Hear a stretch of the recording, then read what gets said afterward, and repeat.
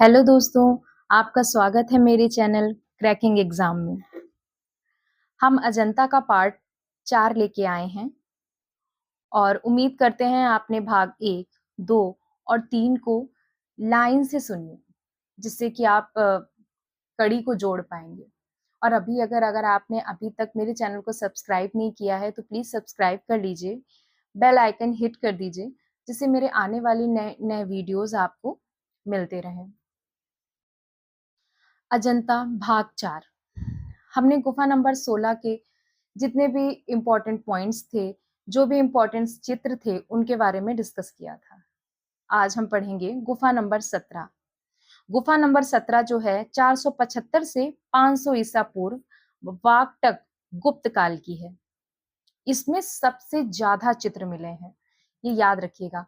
Question जैसे आ जाता है कि अजंता में सबसे ज्यादा चित्र किस गुफा में है, तो सबसे ज्यादा चित्र गुफा में जो है वो गुफा नंबर 17 में है।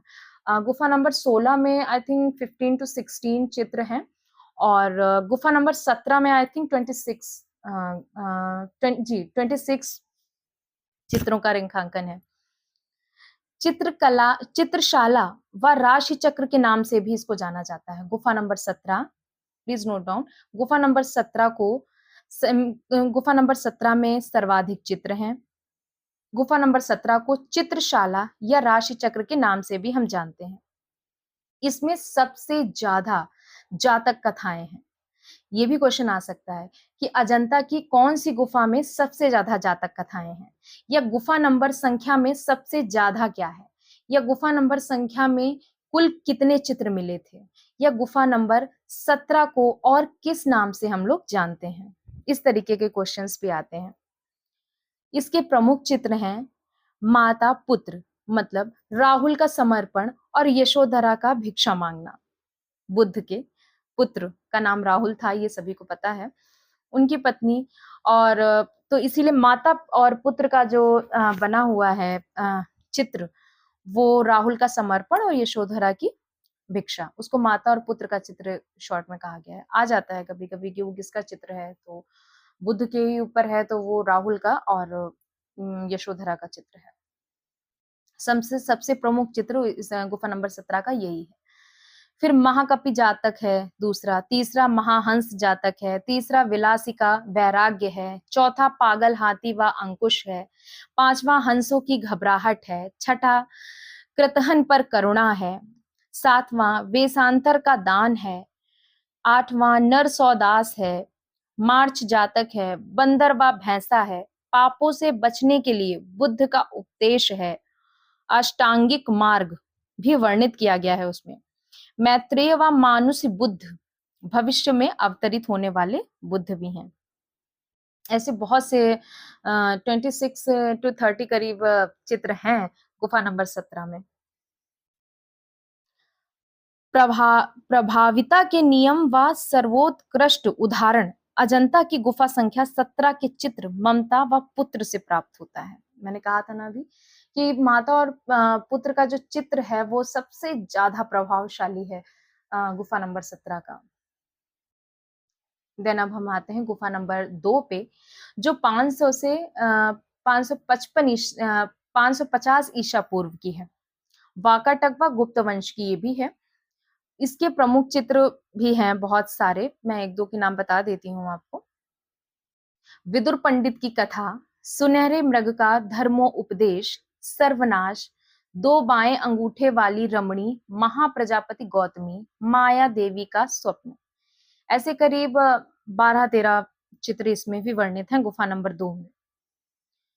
बुद्ध का जन्म भी इसी में है। इंद्र बुद्ध को गोद में लिए हुए दर्शाए गए हैं उसमें। जो गुफा नंबर 2 में बना हुआ है वो उसमें जो इंद्र हैं वो बुद्ध को गोद में लिए हुए दिखाए गए हैं। ऐसे ही गुफा नंबर 1 है। गुफा नंबर 1 500 से 628 ईसा पूर्व की है। 626 से 628 ईसा पूर्व, 7वीं शताब्दी तक ये गुफा नंबर 1 बनी है, गुप्त व चालुक्य वंश के समय में। अजंता की सबसे नवीन गुफा गुफा नंबर 1 ही है।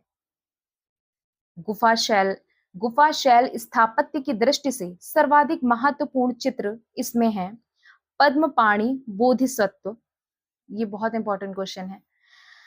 इस चित्र में लॉ ऑफ सेंटरलिटी, केंद्रीयता का नियम का प्रयोग किया गया है। ये क्वेश्चन आ सकता है कि केंद्रीयता का नियम या लॉ ऑफ सेंटरलिटी कौन सी गुफा में है, कौन सी गुफा संख्या में है। बुद्ध की मुद्रा जो थी त्रिभंगी मुद्रा, बुद्ध की जो त्रिभंगी मुद्रा थी वो कौन सी गुफा में दर्शाई गई है, वो गुफा नंबर 1 में दर्शाई गई है। दाहिने हाथ में नीले रंग का कमल कौन सी गुफा में है, वो भी गुफा नंबर 1 में है। ऐसे ही इसमें भी बहुत सारे चित्र हैं, ऐसे तो मैं बताऊंगी तो बहुत लंबा वीडियो हो जाएगा। और एक मोस्ट इंपॉर्टेंट क्वेश्चन है जो है गुफा नंबर संख्या 26, मार विजय शिल्प मूर्ति, उसमें है महापरिनिर्वाण मूर्ति। इस मूर्ति में बुद्ध को दाहिने करवट लेटे दर्शाया गया है, गुफा नंबर 26 में। गुफा नंबर 19, गुफा नंबर 19 में बुद्ध का चित्र, छत का आलेखन, प्रस्तर को काट के अलंकार किया गया है। गुफा नंबर 11 में हस्ती जातक, विरह व्याकुल और नंद की कथा के बारे में बताया गया है। गुफा नंबर 6 में केश संस्कार से युक्त युवती, भिक्षु द्वारा द्वारपाल। ये गुफा संख्याएं थी, इनमें क्या निम्न निम्न चित्र थे।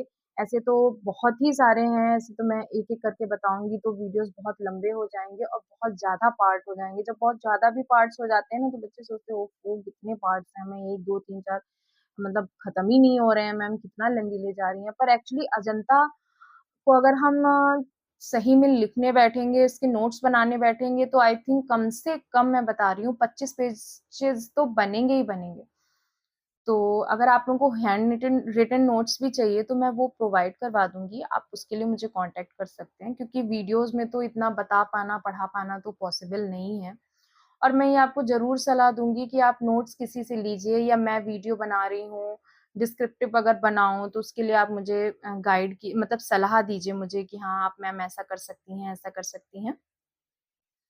तो मैं वो भी आपको मैं उसमें भी आपकी हेल्प कर दूंगी, क्योंकि अपने हाथ से लिखी चीज आदमी को हमेशा याद रहती है। आप अपने हाथ से नोट्स बनाएंगे, आप जब वहां एग्जाम में बैठेंगे तो आपको याद आएगा अच्छा ये मैंने क्वेश्चन कहाँ पे लिखा था, तुरंत याद आएगा। अगर आपने उसको सही से मन से लिखा है, सही सही साफ सुथरी राइटिंग में लिखा है, उस पेज को बार बार पलटा है, तो आपको जरूर याद आएगा कि ये क्वेश्चन मैंने इस कॉपी में ये नंबर पे लिखा हुआ था।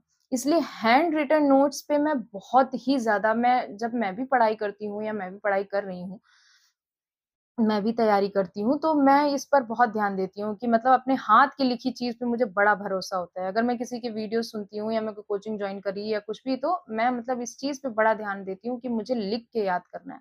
और ये आज से नहीं है, ये हमेशा से हमेशा से है कि मैं लिख के जरूर याद करती हूँ। जब मैं छोटी थी तब भी, जब हम पापा भी कहते थे कि हाँ बेटा लिख के याद करो, लिख के याद करो, तो वो मेरी आदत में है कि मुझे लिख के याद करने की आज भी आदत है।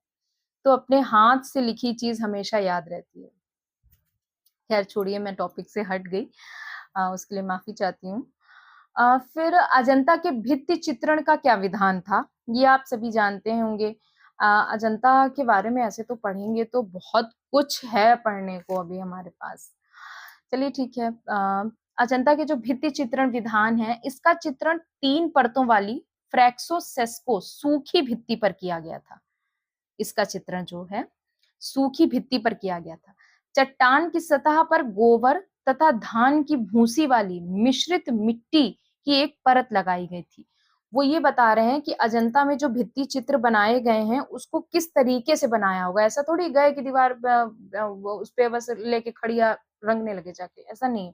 उसको किस तरीके से, सूखी थी, जहां पे बनाया जो भित्ति थी वहां पे वो सूखी थी।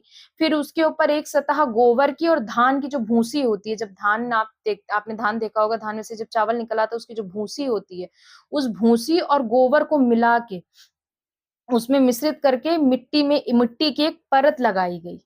इसके ऊपर चूने के प्लास्टर का एक लेप अंडे के छिलके के बराबर लगाया जाता था। इतना पतला लेप, मतलब बिल्कुल थिन लगाया जाता था कि मतलब कि मोटा मोटा नहीं, ये लिया कि थोप दिया, ऐसा नहीं है। बिल्कुल, बिल्कुल पतला अंडे के छिक्कल जैसा पतला जो था वो लेप उसके ऊपर लगाया जाता था। तो ये आ जाता है क्वेश्चन कि जनता की गुफ़ा का क्या विधान है? आप जैसे टीजीटी, पीजीटी या तो है ही है, आप नेट जेआरएफ भी जब निकालेंगे आर्ट में, तो उसमें तो ये इतना डिस्क्रिप्टिव तो आपको पढ़ना ही पड़ेगा। जो लोग तैयारी कर रहे होंगे, वो जानते होंगे और तो ये आपको ये छोटी-छोटी चीज़ों का भी बहुत ध्यान रखना है। ये भी काफ़ी लंबा है, मैं तो इतना तो कवर नहीं कर सकती हूँ। चलिए वीडियो फिर बहुत लंबा हो रहा है, इसका मुझे भाग दूसरा लेके आना ही पड़ेगा। और कोशिश करूँगी कि आने वाले भाग में मैं इसको कंप्लीट कर दूँ, आपको भी बोरियत ना हो कि मैम ने कितने सारे इसके भाग बना दिए हैं, मैं कहाँ तक सुनूँगा।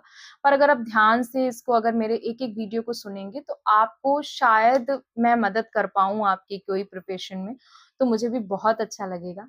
आपकी कोई भी जानकारी हो, कोई क्वेरी हो, तो प्लीज़ मुझे आप डीएम करिएगा। मेरे टेलीग्राम चैनल पे भी आप मुझे मैसेज कर सकते हैं। मैंने उसका लिंक उसका अपने यूट्यूब चैनल पे डाला हुआ है। आप स्कैन करके सीधे डायरेक्ट मेरे टेलीग्राम चैनल पे भी रीच कर सकते हैं। और ठीक है, अब मैं मिलती हूँ इसके अगले भाग के साथ और मैं चाहूँगी कि अगर आपको मेरे वीडियोज़ अच्छे लग रहे हैं, तो प्लीज़ मेरे चैनल को सब्सक्राइब कीजिए, लाइक कीजिए और जो बेल आइकन है, प्लीज़ उसको हिट कीजिए। और जिससे कि मेरे आने वाले जो वीडियोज़ हैं, उनका नोटिफ़िकेशन आपको मिल जाए और थैंक यू, धन्यवाद।